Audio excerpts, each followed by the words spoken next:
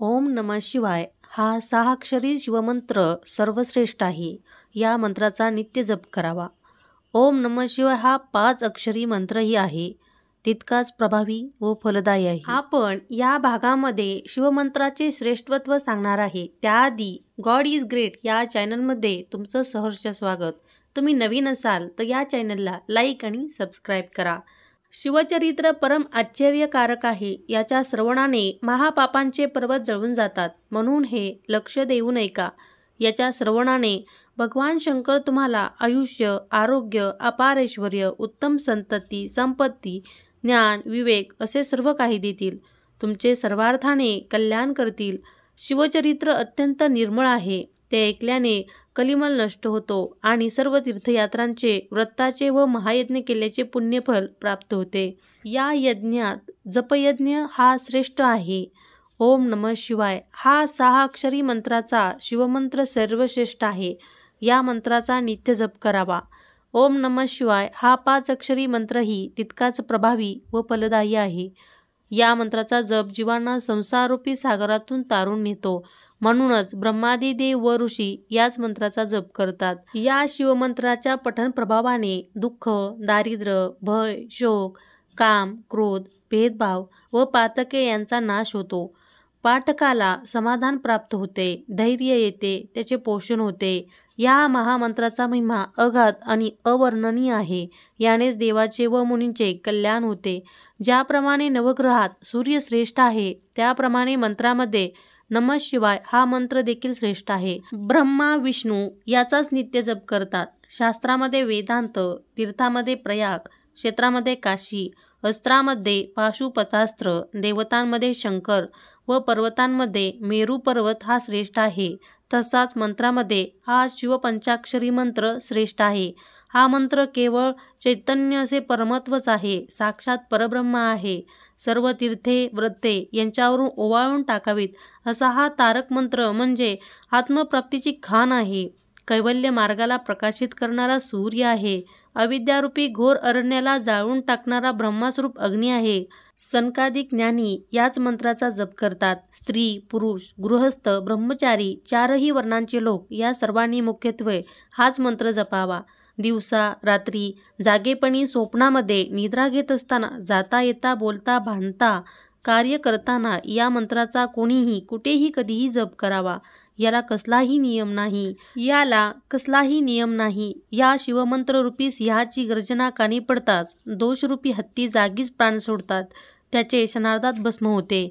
हा मंत्र म्हणताना न्यास, मातृकन्यास, विशिष्ट आसन आदी कसलीही आवश्यकता नसते. अहो, प्रेमाने नुसते शिव शिव म्हटले तर शिवजी समोर उभे राहतात. जे या मंत्राचा अखंड जप करतात त्यांच्यावर त्रिनेत्र शंख स्वतःच्या शरीराची सावली धरतात. त्यांचे अहोरात्र रक्षण करतात. या मंत्राचे उपासकांना ते प्रभू मी तुमचा ऋणी आहे, मी तुमची ऋणी आहे असे म्हणतात. पण या महामंत्राचा गुरुकडून विधीपूर्वक उपदेश घ्यावा. शिवमंत्र अत्यंत पवित्र व उद्धारक आहे. त्याचे काशी, कुरुक्षेत्र, नैमिषारण्य, गोकर्ण अशा उत्तम क्षेत्री पुरशरण करावे. परमपवित्र शिवस्थाने, विष्णुस्थाने इत्यादी या मंत्राचा सप्रेम जप करावा. या संदर्भात एक पुराण कथा सांगत आहे, ती ऐका. शिवमंत्राचे महात्म्य सांगणारी ही कथा आस्थेने श्रवण करावी. हिच्या आशयावर चिंतन मनन करावे. हिला अनुमोदन द्यावे. त्यायोगी शिवकृपेने सर्व पापे नष्ट होतील. शिवमंत्राच्या प्रभावाची प्रत्यक्ष अनुभूती येईल. ब्रह्महत्यारा असो, वाटमारा करणारा असो वा कोणी तासमी वृत्तीचा असो, या कथेच्या श्रवणाने सर्वच पावन होतील. ही कथा दाशार्ह राजाची कथा आहे. फार पूर्वी मथुरा नगरीत परमपवित्र यादव वंशातील दाशार्ह नावाचे भूपती राज्य करत होते. हे उदार व सुलक्षणी होते. सर्व राजे त्यांचे स्वामित्व मान्य करत असत. त्यांना कारभार देत असत आणि त्यांना वंदन करत असत. त्यांच्यापुढे नतमस्तक होताना त्या राजांच्या मुकुटातील रत्नांचा प्रकाश त्या महाराजांच्या चरणावर पडत असे. अशा प्रकारे त्या श्रेष्ठ भूपतींनी समस्त भूतलावर आपल्या सत्तेचे जणू पांघरूणच घातले होते. त्यांच्या यश कीर्तीची धवल पताका शरद ऋतूतील पूर्ण चंद्राप्रमाणे शोभत असे. अर्थात त्यांची कीर्ती निष्कलंक व निर्दोष होती. सर्व प्रजाजन व ब्राह्मण त्यांच्या कल्याणाचे शुभचिंतन करत असे. शुद्ध पक्षातील द्वितीयेपासून चंद्राची कला जशी वाढत जाते तसे त्यांचे ऐश्वर दिवसेंदिवस वाढत होते. ते विष्णूसारखे सुंदर व तेजस्वी होते. ते सद्बुद्धी रूपी धर्मपत्नीशीच प्रेमळ वार्तालाप करायचे. दुर्बुद्धी रूपी दासीकडे ते डुंकूनही पाहत नसत. त्यांनी दानरूपी शस्त्राने समस्त याचकांचे दारिद्र्य नष्ट केले होते. ते परशुरामासारखे महापराक्रमी होते. कुऱ्हाडीचे घाव घातले तरी वृक्ष जसा अचल असतो तसे रणांगणात ते निर्भयपणे उभे राहायचे. ते शत्रूंना प्रलय काळाचा अग्नीच वाटायचे. कोणीही त्यांच्यासमोर टिकत नसे. त्यांना 14 विद्या व 64 कला अवगत होत्या. त्यांचे मधुर व गंभीर बोलणे ऐकून प्रजाजनांना आनंद होई. त्यांची अफाट सेना पाहून सागरही भयभीत व्हायचा. त्यांनी दिलेला शब्दही आकाशातील ध्रुवाप्रमाणे अढळ व अचल असे. काशीच्या राजाच्या रूपवती कन्या कलावती या दाशार्ह राजाच्या पत्नी सरस्वतींनाही त्यांचा अप्रतिम सौंदर्याचे वर्णन करायला आवडायचे. कलावती या लावण्यरूपी सागरावरची एक लाटच होत्या जणू. त्यांचे डोळे हरणीच्या डोळ्यासारखे होते. ओठ प्रभातीच्या सूर्यबिंबासमान लाल होते. त्या मृद भाषण करणाऱ्या होत्या. त्यांचा स्वर कोकिळ पक्षाप्रमाणे मधुर होता. त्यांची चाल हंसासारखी डौलदार व कंबर सिंहाच्या कंबरेसारखी बारीक होती. त्यांचे मुख पौर्णिमेच्या चंद्रासारखे तेजस्वी होते. त्यांची वेणी पाहून वाटायचे हा मोठा काळा भुजंग तर नव्हे. त्यांच्या सौंदर्यामुळे त्यांनी धारण केलेल्या अलंकारांना शोभा यायची. त्यांचे दात हिऱ्यासारखे झळकायचे. त्यामुळे त्या बोलू लागल्या की भोवतालची मंद प्रकाश पडे. त्या सर्व कलांमध्ये निपुण होत्या. त्यामुळे त्यांचे नाव कलावती हे सार्थ होते. सौंदर्याच्या खाणीतील सर्वोत्तम रत्न अशा त्या राणी व्यवहार चतुर व हुशार होत्या. त्यांच्या अंगाचा सुगंध सर्वत्र दरवळत असे. त्यांच्या मुखचंद्राकडे कितीही पाहिले तरी राजाचे समाधान होत नसे. त्यांचे डोळे भ्रमर होऊन त्यांच्या सौंदर्यरूपी कमळावर रुंजी घालत असत. एके दिवशी राजाचे मन सारखे कलावतीकडे धावत होते. त्यांच्याशी सहवास करण्यासाठी ते आतुर झाले होते. त्यांना बोलावणे धाडले, पण त्या आल्या नाहीत. त्यांच्याशी प्रियचेष्टा करायला आसुरलेल्या ते महाराज अक्षरशः जाळ्यात सापडलेल्या माशासारखे तळमळत होते. शेवटी ते स्वतः उठून त्यांच्या महालात गेले, पण त्यांना पाहून त्या प्रसन्न झाल्या नाहीत. ते त्यांना म्हणाले, हे राणी, हे शृंगार लतिका कलावती, या माझ्याजवळ या. तुमच्या शुभलक्षणी शरीराने मला आलिंगन द्या. तुमच्या सहवासासाठी मी आतुर झालो आहे. मला अंगसंग देऊन संतुष्ट करा. मला नाराज करू नका. या मिलनातून तुम्हाला एक उत्तम पुत्र होईल. त्याला पाहून सर्वांना अत्यानंद होईल. तेव्हा त्या म्हणाल्या, स्वामी, मला क्षमा करा. मला स्पर्शही करू नका. आज तुमची इच्छा मी पूर्ण करू शकत नाही. ते म्हणाले, का बरे? माझ्यावर रुसल्या आहात काय? त्या म्हणाल्या, आपल्या प्रिय व्यक्तीवर कोणी रागवतं का? मी शिवजींची उपासना करत असल्यामुळे व्रतस्थ आहे, म्हणून तुमच्याशी रममाण होऊ शकत नाही. ते म्हणाले, असं काय करता? तुमच्या सहवासासाठी मी व्याकुळ झालो आहे. तेव्हा त्यांनी त्यांना समजावले. म्हणाल्या, महाराज, माझा व्रतनियम मोडायला सांगू नका. स्त्री रोगिष्ठ, गर्भवती, ऋतुमती, उपाशी, व्रतस्थ, वृद्ध वा अशक्त असेल तर ती भोगू नये हे मी तुम्हाला सांगायला नको. पर्वकाळ व व्रताचे दिवस नसतील तर उत्तम काळी उत्तम भोजन करून मग स्त्री संग करावा. समागमाच्या वेळी स्त्री पुरुष तरुण रूपवान व आनंदी असावेत. त्यांच्या मनात चिंता उद्विग्नता असू नये. त्यांनी एकमेकांवर प्रेमवर्षाव करत सहवासाचा आनंद उपभोगावा असे जाणकारांनी सांगितले आहे. पण कामवासनेने अंध झालेल्या दाशरहांनी कलावतीचे बोलणे मनावर घेतले नाही. त्यांनी दोन्ही हात पसरून त्यांना एकदम दृढ आलिंगन दिले. तर काय आश्चर्य! त्यांना बाहुपाशात घेताच त्यांचे अंग पोळले. ते क्षणार्धात त्यांच्यापासून दूर झाले. त्यांना मोठा प्रश्न पडला. त्यांनी विचारले, राणी, हे काय नवल आहे? तुमचे अंग इतके का तप्त आहे? त्या म्हणाल्या, महाराज, रागवू नका. अन्न, सूर्यपुत्र, दुर्वास हे माझे गुरु आहेत. त्यांनी मला शिवपंचाक्षरी मंत्र दिला आहे. त्या गुरुपदिष्ट मंत्राचा अहोरात्र जप केल्याने मी पावन झाले आहे. माझे शरीर तप्त नाही, ते अत्यंत शीतल आहे. तुमचे शरीर अपवित्र असावे असे मला वाटते. कारण अभक्ष्य भक्षण केलेले असेल, आचरण शुद्ध नसेल तर शरीरही विटाळते. श्री गुरुच्या कृपाप्रसादाने मला अंतर्ज्ञान आहे. त्या आधारे मी एवढेच सांगू इच्छिते की तुमच्याकडून जप, तप, शिवपूजन, गुरुची सेवा असे कोणतेही कर्म घडलेले नाही. त्यामुळे पुढे तुम्हाला दारुण नरक यातना भोगाव्या लागणार आहेत. हे सर्व टाळायचे असेल तर वेळीच सावध व्हा. स्वतःच्या उद्धारासाठी काहीतरी साधना करा. ते ऐकून दाशार्ह महाराजांना फार पश्चाताप झाला. त्यांना काहीच बोलवेना. ते कलावतीला म्हणाले, राणी, तुम्ही खरोखरच सद्गुणी आहात. माझ्याकडून अनंत प्रमाद घडले आहेत, हे मी मान्य करतो. म्हणून तुम्हीच मला शिवमंत्र द्या. त्यांच्या जपाने मीही पावन होईल. माझी महापापे जळून भस्म होतील. त्या म्हणाल्या, नाथ, मला क्षमा करा. शिवमंत्राची दीक्षा देण्याचा अधिकार मला नाही, कारण शास्त्राप्रमाणे पती हाच पत्नीचा गुरु असतो. म्हणून तुम्ही यंदकुळाचे मुख्य गुरु गर्ममुनी यांना शरण जा. त्यांच्याकडून शिवमंत्राची दीक्षा घ्या. ते वशिष्ठ वामदेवासारखे श्रेष्ठ ज्ञानी ऋषी आहेत. त्यांनाही ते पटले. ते राणीसह गर्ममुनीच्या आश्रमात गेले. त्या थोर तपस्वींना वंदन करताना त्यांच्या हृदयात अष्टसात्विक भाव दाटून आले होते. ते नम्रपणे म्हणाले, मुनिवर, मी तुम्हाला शरण आलो आहे. माझ्यावर दया करा. शिवमंत्राची दीक्षा देऊन मला कृतार्थ करा. त्यावेळी त्यांचा मनोभाव जाणून गर्ममुनींना करुणा आली. राजा राणींना घेऊन ते यमुना तीरी आले. त्या दोघांना स्नान करायला सांगितलं. त्यांचे स्नान झाल्यावर त्यांच्यासह एका मोठ्या वृक्षाखाली बसले. तिथे राजाकडून यथासांग शिवपूजन करून घेतले. तेव्हा त्यांनी गर्ममुनीचीही पूजा केली. त्यांना दिव्य रत्ने व दिव्य वस्त्र दिली. गुरुदक्षिणा म्हणून अपार द्रव्य दिले आणि अनन्य भावाने त्यांचे पाय धरून म्हणाले, गुरुदेव, कृपा करून मला अनुग्रह द्या. मला शिवदीक्षा देऊन धन्य करा.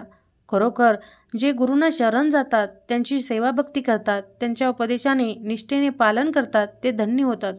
पण जे गुरूंची वंचना करतात, त्यांच्या नशिबी घोर नरक यातना येतात. श्री गुरूंच्या घरी संकट असताना जो सुखविलासात दंग असतो, त्या मतिमंदाला ज्ञान कसे मिळणार? गुरु म्हणजे ब्रह्मज्ञानाची संजीव मूर्ती. गुरु म्हणजे साक्षात परब्रह्म. जो व्यक्ती भक्ती करत नाही तो अधम. काही लोक युक्तिवाद करतात, म्हणतात तन, मन व धन या सर्व गोष्टी आहेत, नश्वर आहेत.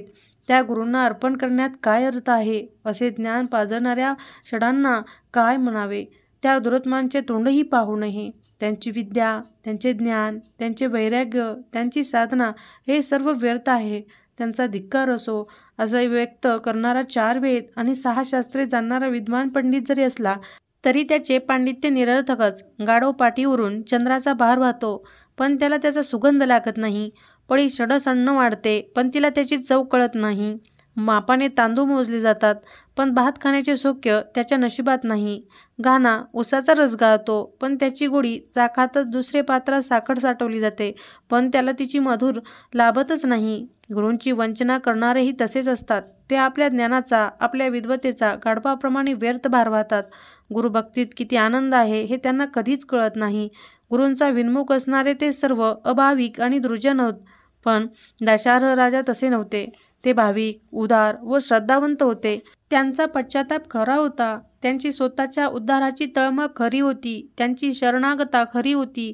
त्यांनी निर्मळ मनाने श्री गुरुची षोडोपचारे पूजा केली व आपले मनोगत व्यक्त करून त्यांच्या सन्मुख हात जोडून उभे राहिले. तेव्हा गर्गमुनींनी त्यांना हृदयाशी धरले. आपला वरदहस्त त्यांच्या मस्तकी ठेवला. त्यांना ओम नमः शिवाय या शिवपंचाक्षर मंत्राचा उपदेश केला. त्या अनुग्रहाने ते नृपोत्तम धन्य झाले. त्यांच्या अंतःकरणातील अज्ञानाचे निरसन झाले. त्यांना निजबोध झाला. त्याच वेळी एक आश्चर्य घडले. अत्यंत अद्भुत अशा त्या महामंत्राचे सामर्थ्य तर पहा. गुरुमुखातून शिवनाम श्रवण करताच त्यांची धग असह्य होऊन राजाच्या शरीरातील असंख्य पापे कावळ्याच्या रूपाने त्यांच्या देहातून तडफडत बाहेर पडली. त्यापैकी कित्येक कावळ्याचे पंख जळून गेले होते, तर कित्येक कावळे बाहेर पडता पडता भस्मसात झाले होते. किंचित अग्नी पडताच शुष्क काटेरी झाडाचे वन जसे जळून जाते, तसे शिवमंत्राच्या प्रभावाने त्या राजाच्या शरीरातील सर्व पापे काकरूपाने जळून गेली. ते दृश्य ते स्वतःच्या आश्चर्याने पाहत होते. ते कावळे निघून जाताच आपला देह देवासारखा दिव्य झाला आहे हे त्यांच्या लक्षात आले. त्यांना अतिशय आनंद झाला. आपण जे पाहिले ते सत्य होते की भ्रम हेच त्यांना कळेना. त्यांनी गर्गमुनींना विचारले, मुनिश्रेष्ठ, माझ्या देहातून इतके असंख्य कावळे कसे निघाले? माझे रूप इतके दिव्य कसे झाले? ते म्हणाले, राजा, शिवनामाच्या प्रभावाने तुमची अनंत जन्माची पापे जळून भस्म झाले आहेत. कावळे हे त्यांचे प्रतिकात्मक रूप होते. आता तुम्ही पूर्णत निष्पाप झाले आहात, म्हणून तुम्हाला हे दिव्य रूप मिळाले आहे. ते ऐकताच त्यांचे हृदय कृतज्ञतेने भरून आले. ते अत्यंत प्रेमाने गुरुस्तवन करू लागले. म्हणाले, गुरुदेव, तुम्ही धन्य आहात. धन्य धन्य तो शिवमंत्र. तुम्ही पंचमहाभूतांची झाडणी करून मला सावध केलेत. माझ्या अन्नमय, प्राणमय, मनोमन आणि विज्ञामय या चारही देहांचे निरसन करून मला पावन केलेत. 25 तत्वांचा समूह असलेले हे शरीर व याला क्रमपात्र असलेले जन्ममरण या दुष्टचक्रात मी अनंत काळ सापडलो होतो. क्रोधरूपी महिषासूर मला ग्रस्त करायचा, कामरूपी वेताळ मला घुसळून काढायचा. अशा या इच्छा, तृष्णा, कल्पना, भ्रांती, विस्मृती, वासना अशा नानाविध याक्षिणी व जखिनी माझी विटंबना करायच्या. हा सगळा मायेचा पसारा यांचे तुम्ही क्षणार्धात निरसन केलेत. तुम्ही किती दयाळू आहात. पंचाक्षरी मंत्र ही किती श्रेष्ठ आहे त्याचा उपदेश करून तुम्ही मला उपकृत केलेत. त्या मंत्रप्रभावाने मला सहस्र जन्माचे ज्ञान झाले. मी केलेली सर्व पापे काकरूपाने जळून गेली, तेही प्रत्यक्ष पाहिले. प्रत्येक जन्मात मी अनेक दुष्कृत्य केले आहेत. कधी सुवर्ण चोरले, कधी भक्षण केले, कधी मद्य प्यायलो, कधी परस्त्री संबंध ठेवले, तरी कधी गुरुनंदीसारखे महापाप केले. गोहत्या, ब्राह्मणहत्या, स्त्रीहत्या, गुरुहत्या, अधर्मचरण, ब्राह्मणाचा छळ, परनिंदा, पशुहिंसा, अयोग्य स्त्रियांशी गमन, तर कधी धर्माचा लोप केला. काय हे दुष्कर्म! मी मित्रांचा द्रोह केला, गुरूंचा, विश्वांचा इतकेच नव्हे तर वेदांचाही द्रोह केला. मी मंदिरे पाडली, कोणाला छळून त्यांचा वंशनाश केला व अन्नदान करताना दृष्टपापे पंक्तीभेद केला. अधिक काय सांगू! मी शिव आणि विष्णूंचा यांच्यातही भेदभाव केला. मी दुसऱ्यांचे ज्ञान माझे म्हणून सांगितले, ग्रंथाची चोरी केली, पक्ष्यांना ठार मारले आणि पाकडमते मांडून मिथ्या वाद घातला. मी तू असा भेदभाव केला. भ्रष्ट अशा साधमार्गाचा पुरस्कार केला. मी स्त्रीलंपट होतो, दुराचारी होतो. मी उपकर्त्यांची कृतघ्नपण केली, दुसऱ्यांचे द्रव्य हरण केले. मी भ्रष्ट कर्मांचे आचरण केले, तीर्थाची निंदा केली, स्वतःच्या स्वार्थासाठी गुरूंचा छळ केला, मातापित्यांची हत्या केली, दीनदुबळ्यांना मारले, सज्जनांना त्रास दिला, उभी पिके जाळली, गोत्रातील लोकांना वध केला, प्रत्यक्ष बहिणीला जीवे मारले, सर्वांशी दृष्टपणा केला, कन्या, गायी, घोडे, रस यांचा विक्रय केला, गावेच्या गावे जाळी, भ्रूण हत्या केल्या, अनेकदा आत्मघातकही केला. गुरुदेव, ही माझी जन्मोजन्माची महापापी होती. शूद्र पापाने तर गणतीच होऊ शकत नाही. तथापि काहीतरी पुण्य गाठीशी होते म्हणून हा नरदेह लाभला, राज्यपद मिळाले, गुरुप्रताप प्रत्यक्ष अनुभवता आला, सर्व पापातून मुक्त झालो, देह शुद्ध झाला, मन शुद्ध झाले आणि माझा उद्धार झाला. श्री गुरूंच्या प्रसादाने भवसागर तरलो. अशा प्रकारे दाशार्ह राजांनी गर्गमुनींची अपार स्तुती केली आणि त्यांचा निरोप घेऊन ते मथुरेस आले. राणी कलावती खरोखरच चतुर होत्या. त्यांनी आपल्या स्वामीचा उद्धार केला. नंतरच्या काळात ते भूपती गुरुपदिष्ट शिवा पंचाक्षर मंत्राचा नित्य जप करू लागले. त्यामुळे शिवकृपेने त्यांचे राज्य वाढले. तिथे कधीही दुष्काळ पडला नाही. धनधान्यांची संपन्नता आली.